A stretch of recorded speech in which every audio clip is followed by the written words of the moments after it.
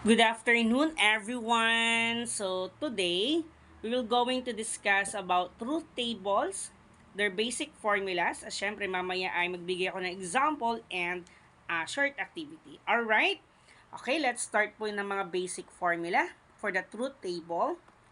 The first one is negation. O alam naman natin, when we say negation, ito po yung kabaliktaran. For example, truth magiging false, false magiging truth, like that. So, as you can see here, meron tayong P, negation P. So, it means kapag ito ay T, magiging F. Kapag ito ay F, ang kanyang negation ay T. Okay, so that is the formula of negation. O, diba? Napakadali. Next one, conjunction or yung and. Alright? So, we have here P. We have here Q. Then, ayan, T. Alright? Sige, ilagay ko muna lahat ng mga letters bago ko explain. Alright. So, as you can see there sa column P, ayan, meron tayong napaka-easy lang. Lagay lang po natin ng truth, truth, false, false. Alright? Now, sa Q naman, these are the possible combinations. For example, T, T, di ba? T, F, F, T, F, F.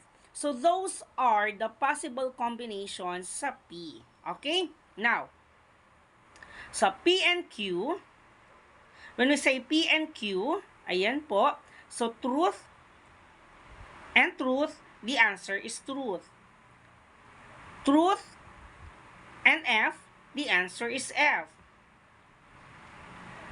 F and truth, the answer is F. Then F, F, the answer F. Bakit ganyan po ang sagot? Alright, pag sinabi natin conjunction, it's always truth. Okay? It's always truth or totoo. So, ibig sabihin, si T at saka si T ay tama, truth. So, ibig sabihin, si T at saka F, dapat truth at saka truth din yan. Alright?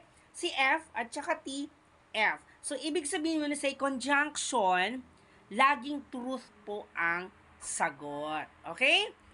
Alright. Kaya nagiging truth po siya. Alright? Next po tayo. So, this is the formula of conjunction. Okay? Next. Disjunction naman tayo o yung tinatawag na OR. Okay, so P, Q, silagay muna natin lahat ulit yung mga combinations. Ayan, actually yan na po yung combinations talaga natin. So, pare-pares lang po yan. So, doon lang tayo magkakatalo doon sa disjunction. So, for the disjunction naman, ayan. Sa disjunction naman, ito ay, it's either truth or false. So, pag it's either truth or false.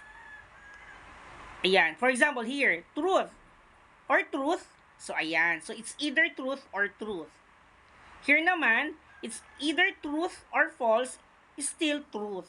Okay? F or T, it's T again. Alright? Pag F naman, tsaka F, it's F. False. Why? Kasi po, wala naman po siyang truth. Okay? So, ibig sabihin, kapag may nakita kang truth dyan, truth or F, the answer is truth. F or T, the answer is T. Kapag F or F, the answer is F. Kasi wala naman po siyang T or truth. Okay? So, that is the formula of disjunction. Next po is conditional. Alright? For the conditional, makikita nyo po yung symbol dyan sa taas. Ang tawag po dyan is, if we're going to translate that, ang conditional, if, tsaka then, di ba? If at tsaka then. Alright? So again, ilagay ko po yung mga first two columns ng truth, truth, false, false, truth, false, truth, false, the possible combinations. Alright? Now, for the conditional, P, if, and then Q. If P, then Q. Yan yung kanyang translation. If P, then Q. So, ibig sabihin, si T, if Q is T, so the answer is T. Kasi if T, then T is T. Now, next one, T, then F. So, what will be the answer? The answer is F. O, diba? Now, F, then T, the answer is and F, the answer is F. Alright. So, ibig sabihin F, then F is T. F, then T. Kailangan kung ano yung nandun sa P, yun din ang nasa Q. Okay? Kung ano yung nasa P, yun ang nasa Q. Alright? So, ganyan po ang formula ng conditional. Next. Biconditional. Again, ayan po yung first two columns. Ano na po yan? Talagang nandyan na po yan. The combinations of truth, truth, false, false, truth, false, truth, false, or the TT, FF, TF, TF. Alright? For the biconditional, alam naman natin na ang biconditional is if and only if. If and only if. Okay? Alright? So, T, if and only if T. T, if only if F. F and only T is F. And then F and only F is T. Alright? Now, for the example, I have here P. If P, then negation P and Q. Alright? So, let's find that truth tables. So, P, sulat mo natin yung P. Ayan, yung P, lalagay natin yung T, T, F, F. Then, you can see there, meron tayong Q. Possible combinations, we have T, F, T, F.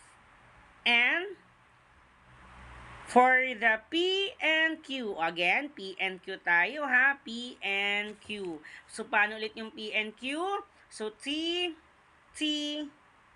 truth tables. So, the answer is T. Alright? So, T and F, the truth tables po tayo. Alright? So, F, very good.